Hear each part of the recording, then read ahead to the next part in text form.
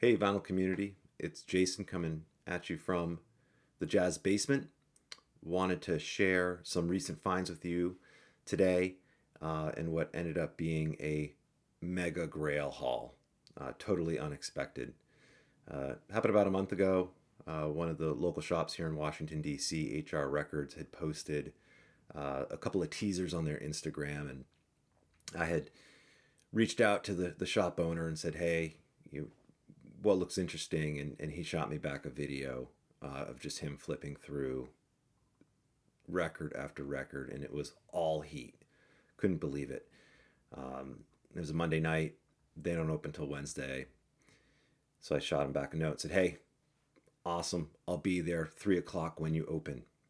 And he said, yeah, I think a lot of these will be gone by then. Tuesday, we're doing private meetings or private appointments. Why don't you come in tomorrow? Look at my calendar, jammed up with work commitments. I said, okay, I might be able to sneak out and do 1 o'clock. So I slotted in for 1 o'clock. And then I thought, well, how early do you get there? He said, I'm at the shop at 9:30. You're welcome to come by then. So I thought, okay. My morning was relatively free. I thought, okay, I can drop my son off at school, go and beeline it straight to HR Records. Happened to be the first in line. There was no line. It was private shopping, appointment only, I should say. And I got the first slot and the first crack at this. So do that, get there. Owner opens up the shop, lets me in, directs me to just stacks of heat. Unbelievable stuff. They'd gotten a collection in. Nothing mega rare. We're not talking, cool strutting, Soul Station, that kind of stuff, but a lot of really good jazz and a lot of stuff that I didn't have that I was really looking for. So I started to kind of go through the stack and kind of see what popped out at me, and it didn't take long. Nothing had been priced out, and I just started pulling records that I wanted, and had a stack of cash with me and figured very high likelihood I was going to spend every last dollar of it, and I came pretty close. So it's going to be a two-part video. This is part one, 6 records I picked up. I'll do part 2 soon, talk about the other 6 records that I picked up then, but any one of these is, or any subset of these records is an amazing haul in and of itself. So let's get started. First record I pulled out was this one, Bobby Hutcherson Happenings, I should say. This is a second press stereo. Great album. Bobby Hutcherson plays the vibes. Vibes are tricky, I find. It's like spices. You just want to, a little goes a long way. Obviously, he's the leader on this. This is a fantastic album. It's joyful. The vibes, they're kind of like the Bob Ross of instruments, right? Bob Ross was the late great painter who was on TV and would paint happy fluffy clouds and things like that. And that's kind of how the vibes come across in this. It's just a great album. I had seen this a lot in other people's feeds, Instagram feeds, as this is one of the top albums of the 4200 series of Blue Note. Been on the lookout for it. Glad to have it. Second up is Freeform, Donald Byrd.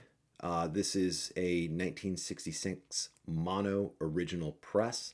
Just spinning it this morning. This is a great album. Great lineup too. So you have Wayne Shorter, Herbie Hancock, Butch Warren, Billy Higgins, and obviously Donald Byrd on trumpet. Just really up-tempo, super fun.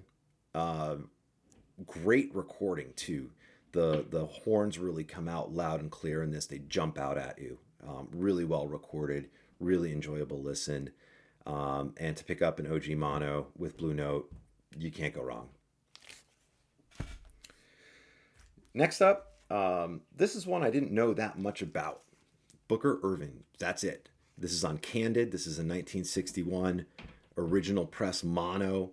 It was actually up on the wall, and I wasn't that familiar with Booker Irvin. I did learn about him from Chris at Tunes from the Man Cave. He's picked up a lot of records, and speaks very highly of Booker Irvin's work. So a little bit of a blind buy for me. Obviously he's a well-known saxophonist. Great album. It's in great shape as well, and love saxophone. And this is an absolute smoking session. Happy to have this one in the collection. Now the heavy hitters for this part at least. I love Grant Green. Really tough to find some of his earlier work. I was so happy to find this. This is Grant Green, Street of Dreams. This is a original mono press from 1967, and on top of that, it is actually a promo. So this belonged to a library, assume university library, college library, something like that. But check out this lineup. You got Larry Young on the organs. You got Bobby Hutcherson on the vibes, again, adding a little bit of that spice. Elvin Jones on the sticks. Obviously, Grant Green on guitar. This was an awesome find. It's in great shape. Great late night spin. If I'm listening to jazz late night, Grant Green's my go-to. And this is one of my go-to albums. Absolutely. Love this. And mono, Liberty Press. Super nice. Next up, a gap that I had in my collection. I didn't have any Joe Henderson. Joe Henderson records, hard to come by. If you see them, they go quick. And particularly in Washington, D.C., if you put up some heat on the wall and you put it on Instagram, that's gone in like a minute or two, 5 minutes tops. So I was really happy to pick this one up. This is one that I had been looking for a long time. It's Mode for Joe. Joe Henderson. It's 4227 mono. This is mono on the cover. It's actually a stereo on the label itself. So it's a second stereo press. This is a great lineup. You got Lee Morgan, Curtis Fuller, Bobby Hutcherson, Cedar Walton, Ron Carter, and Joe Chambers, and they're all at the top of their game. This may be one of the best hard bop records out there. A Shade of Jade is the standout here, and it puts hard in hard bop. It's so good. It's in great shape. Absolutely pumped to have this in the collection. And not the last time you'll hear about Joe Henderson in these videos or in this haul in particular. Last one for today. This is actually what caught my eye. I really wanted to get there to get this in any condition. And I absolutely love Hank Mobley. Whenever you can pick up a Hank Mobley, whether it's original, second press, even a reissue, it's a good day. And this was a great day for a lot of reasons. But I was able to pick this up. Hank Mobley workout. This is a second press mono Blue Note 4080. Here's the lineup.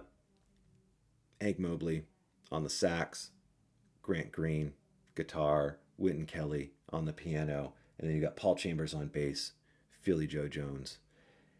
What a lineup. This is a phenomenal session. This absolutely cooks. Great hard bop session. Really tough to find.